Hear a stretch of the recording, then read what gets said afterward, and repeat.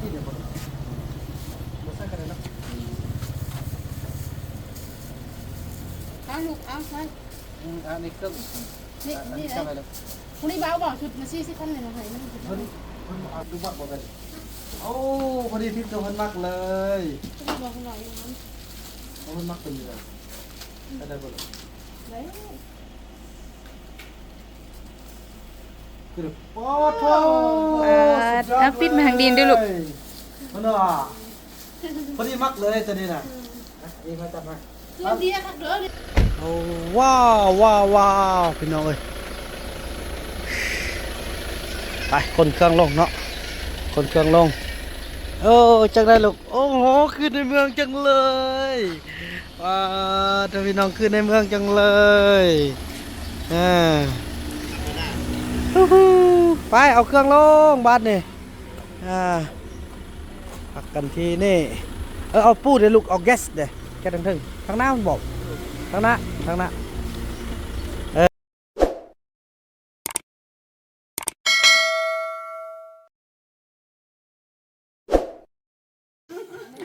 สบายดีท่านผู้ชมเนาะต่อจากคลิปอีพีที่แล้วที่ว่าพวกเราได้เดินทางมาฮอดบ้านกลางกันแล้วพี่น้องเอ้ยเนาะทักทายสบายดีกันเมื่อสุขุสุคนนี่ตอนน้อยเพิ่นกะอยู่เงินท่าเด้อไปมาในเกมเดินทางเนาะน่าเลยโอ้ผู้ใดสูงกว่ากันเอาโอ้เริ่มแทกได้แล้วผู้ใดสูงกว่าเอาผู้ใดสูงกว่าเบิ่งดูโอ้ไอออดสูงกว่าไปพากันขึ้นรถมานี่พอจะได้เดินทางนำกันพี่น้องไอออดเนาะแม่นละพอดีก็ได้ลมกันโอ้อันนี้ซองยิงนั่นซองทรายเนาะ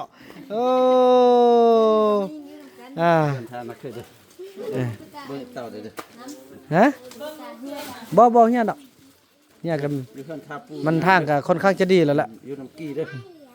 ตัวเดินเบ้าแล้วมันอยากปิ้วล่มนั่นน่ะเบิ่งน้องเด้ออย่าพามันลงถนนเด้อน้องนกน้องอันขึ้นทางนั้นบ่เอาขึ้นทางนั้นเราอันหาผู้เด็กน้อยทางกลางผู้ใหญ่ทางส้นบ่เปรี้ยวดอกติ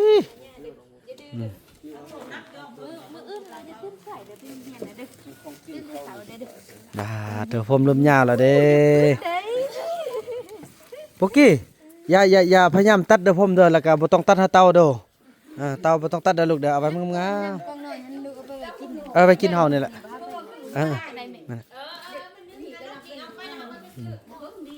เตรียมเดินทางกันบ๊ายบายเด้อลูกบ๊ายบายเด้อบ๊ายบาย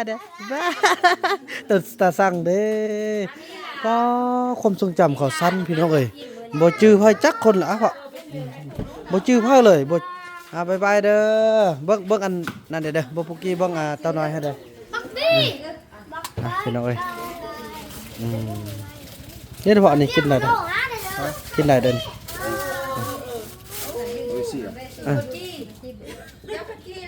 อยากข้าวจีบ่ได้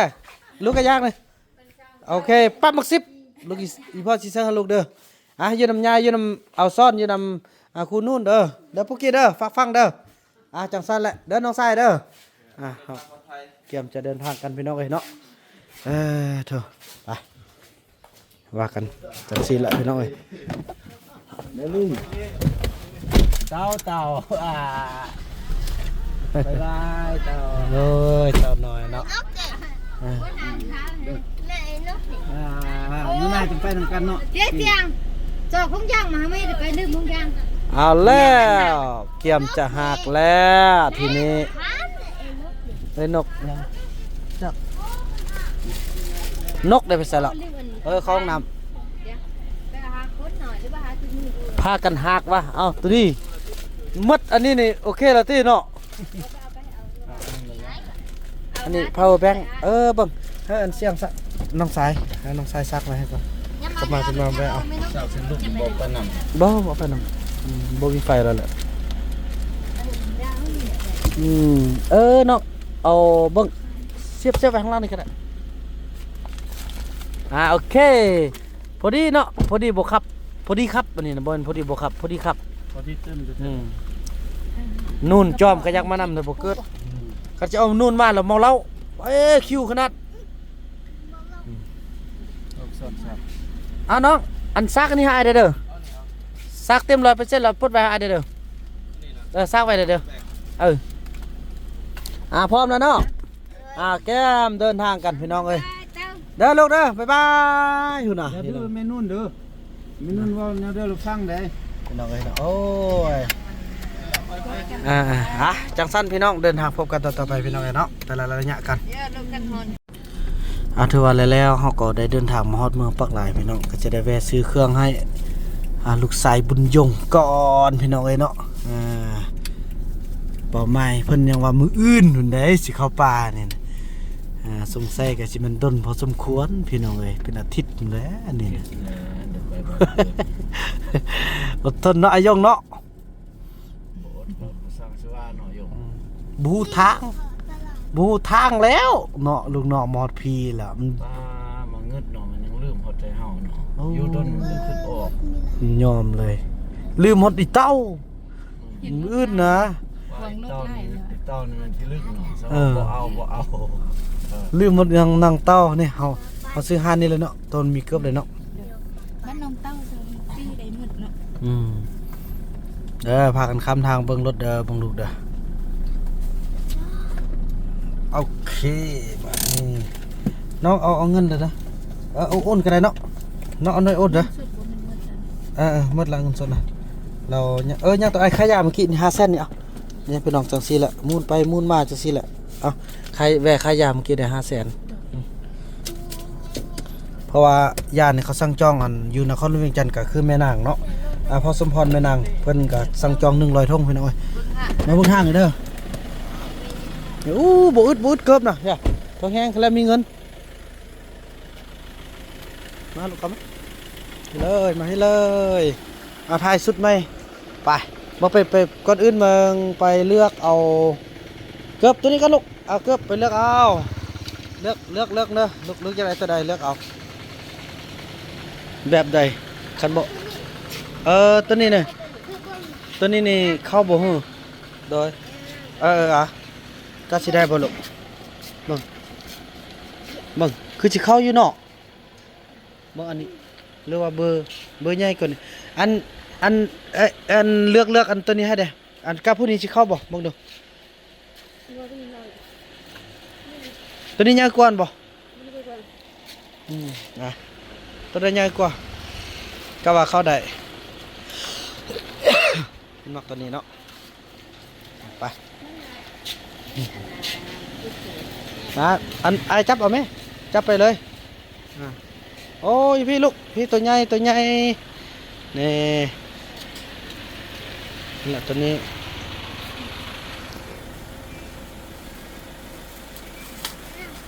เดี๋ยวให้ลูกพอดีเนี่ยเลือกเอาตัวนี้น้องนกซอกเครื่องให้อันนั้นนะ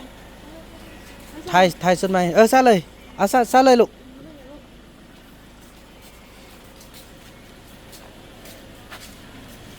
จับไปเพลงหมด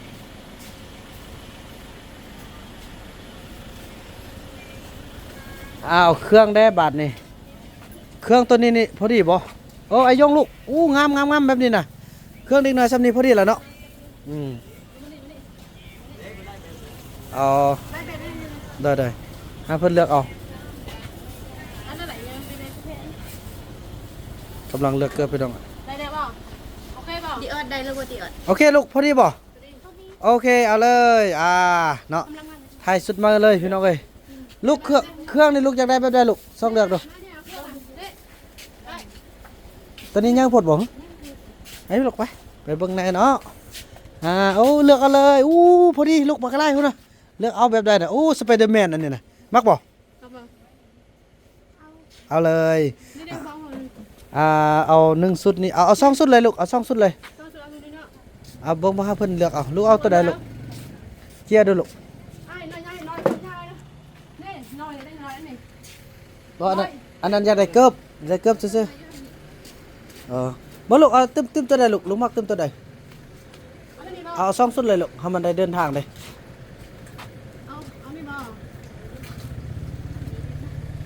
เอาโอเค2 ชุดเลยนี่อันน้องนกน้องพาลูกไปนู่นเบิ่ง นุ่งเลยก็ได้นุ่งเลย เบิ่งเอาบ่าวนำจิพาเพิ่นไปนู่นก่อนพี่น้องเอ้ย ลงเลยลงแต่ลงเลย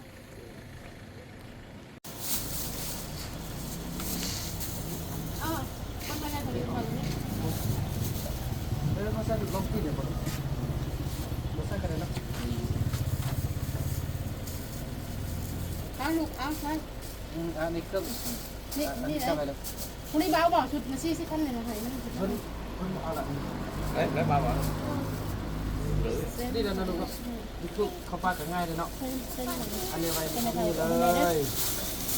แล้วคุณยายจะได้สีตาสักได้มีสีตาบ่ มันตาบอก คุณยายได้มีเป็นตาคุณยายครับ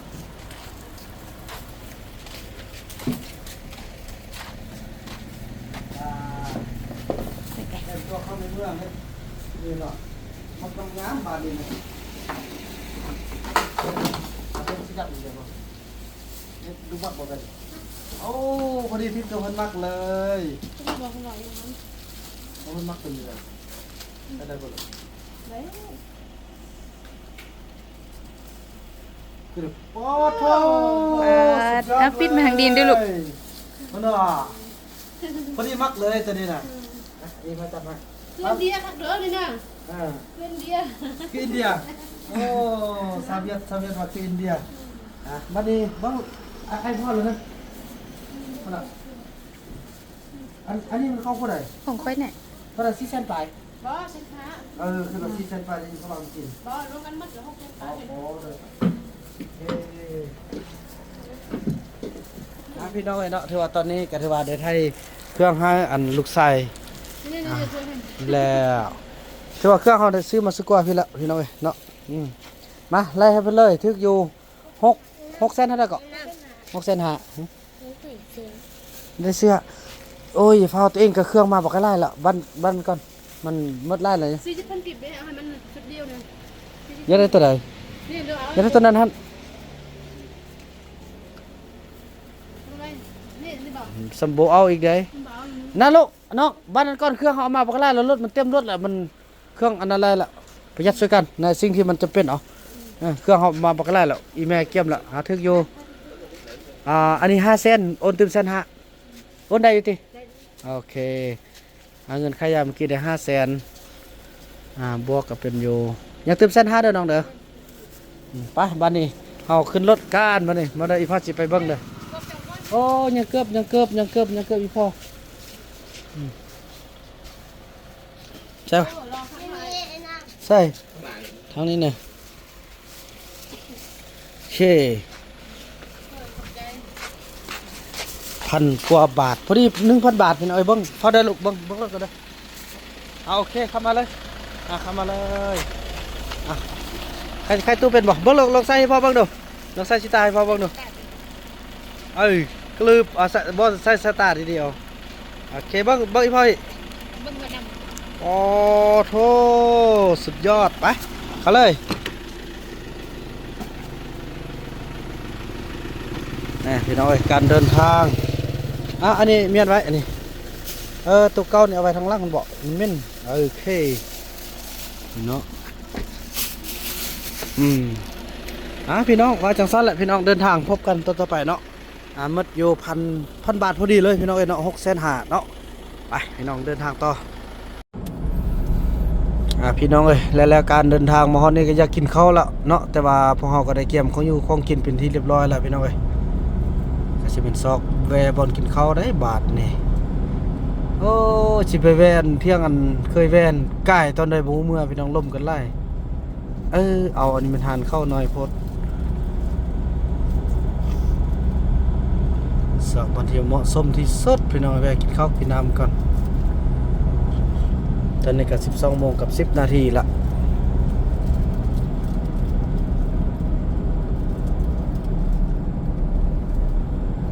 บ่มีบนแวะที่อายง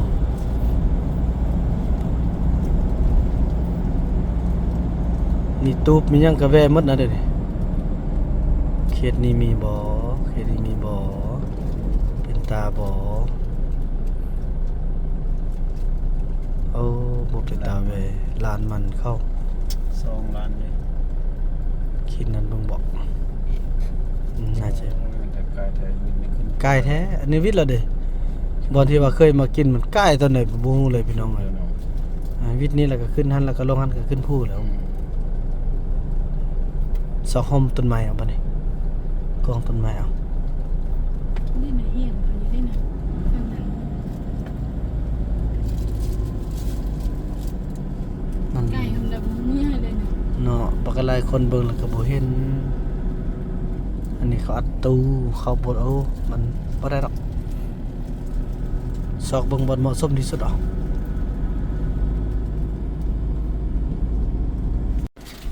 พี่น้องแล้วก็ฮอดนี่ลูกแวะกินข้าวก่อนเนาะพี่น้องเอ้ยไปแวะกินข้าวก่อนโอ้สนุกเมารถพี่น้องเอ้ยเคยขี่รถแต่ทางหน้าเด้นำด้อยไม่นกเมารถจังได้หน้าดำหน้าแดงหมดโอ้สุดยอดมาเอาของกินลงน้องเอาน้ำเด้ไปลูกแวะกินแวะกินข้าวนี่ลูกกินข้าวอยู่เที่ยงนาน้อยเนี่ยโอ้พอดีเด้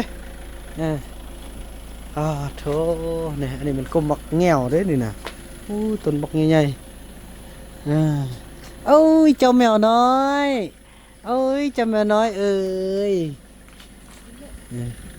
เห็นบ่เฮ้ยไปละไปเข้าไปกินข้าวกันก่อนพี่น้องเอ้ยของกินเฮามียังแดออกมาเลยนี่โอ้ยจนสั้นพี่น้องอยากกินข้าวเมื่อกี้12:08เท่าไหร่ก็10เนาะเดี๋ยวนี้12:43แล้วนี่มันไส้หมูไข่เยี่ยวม้าขาเป็ดนี่มันยังข้าวเหนียวโอเคสั้นเลยอยากกินข้าวนะไปพี่น้องจังสั้นเนาะเกียมกินข้าวแล้วก็เกียมเดินทางว่ากันตอนต่อไปเด้ออุ้ยแมวสามสีพุ่นน้องแมวสามสีเอาน้ำเฮานี่เอาตัวนี้ล้างเลยพ่อ เอาล้างมือ โอ้บ่เกิดไปป่าแล้วมื้ออื่นนี่น่ะสงสัยสิยาวเที่ยวยาวกันเนาะเที่ยวยำปูก่อนพี่น้องเอ้ยโอเคอายงลูกอิ่มแล้วบ่ลูกนี่แล้วไปบัดนี้เกียมเดินทางต่อไปพุทธปุญญามันยังกันเหี่ยวเด้อนี่พี่น้องเอ้ยโอ้ยมานี่ก็มันได้ทำบุญได้พี่น้องเอ้ยพอดีเขาจะเอาแมวมาไว้นี่2-3ตัวเฮาก็ได้เกลือแมวเกลือยังอยู่นี่เบิ่งเด้อแมว3-4ไปซะละแมวจับแดแมวจับแดอุ้ยได้จับได้นึงแล้วโดยแมวบ่มีหางนี่ใส่แมว3ไล่แม่เนาะแล้วเอาแมวนี่3-4นี่นะแล้วตัวนึงไปซะละมีแต่2ตัวนี่นะนี่พี่น้องเอ้ยเนาะเป็นการมาทำบุญตื้มพี่น้องเอ้ยไปอายงเก็บลูกเก็บมาน้ำในจับขึ้นรถคนเนี้ยนะเยอะก็รถนี่ปุ่นเยอะลูกขอบคุณขอบใจเด้อเจ้าที่เจ้าท่านที่มาได้มาแวะกินข้าวกินน้ำเนาะไปพี่น้องเอ้ยเดินทางว่ากันตอนต่อไปพี่น้องเอ้ยแล้วอายงก็มาซื้อทานซื้อโคมพี่น้องเอ้ยฮอดนครหลวงเวียงจันทน์แล้วพี่น้องเอ้ยนี่ซะละนี่เนาะมาฮอด ไปซื้อทานซื้อโคมซื้อเกิบเนี่ยพี่น้องเอ้ยเพื่อจะไปไต่ปูพี่น้องเนาะแล้วก็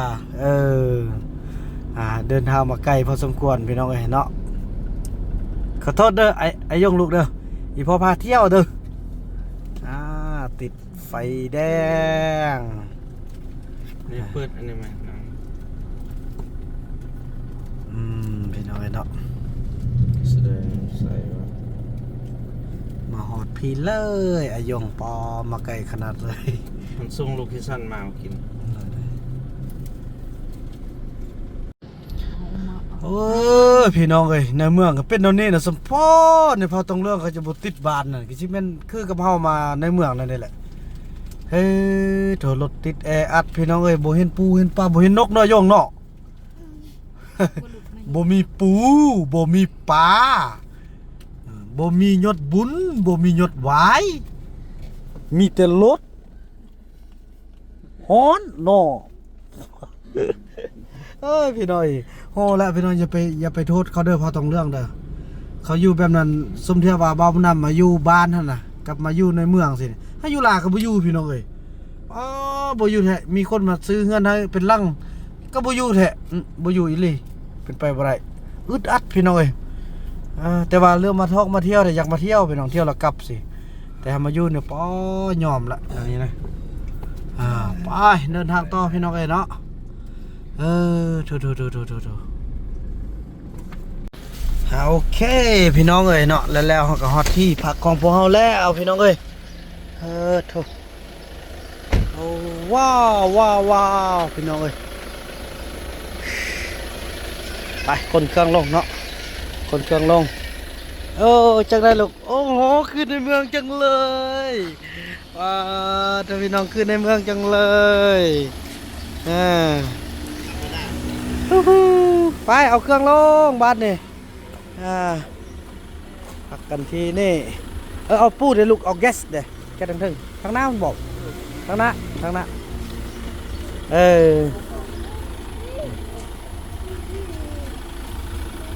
ถือว่าจังสั้นเนาะพี่น้องเนาะกะถือว่าฮอตแบบนี่แหละพี่น้องเอ้ยตอนนี้จักโมงตอนนี้เวลาอยู่5 โมงกับ 1 นาทีพี่น้องเอ้ยเนาะโอ้ทางนั้นก็เป็นเข้มข้นฟังนั้นก็ประเทศไทยเด้พี่น้องเอ้ยนี่ฟังนั้นเป็นฟังประเทศไทยเอาแล้วพี่น้องเอ้ยพุ่นนี่อันนี้ประเทศไทยเอาเด้พี่น้องเอ้ย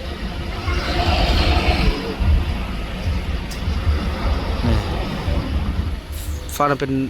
ขั้นกับน้ำโขงเนาะพี่น้องเนาะนี่เป็นประเทศไทยแล้วเนาะ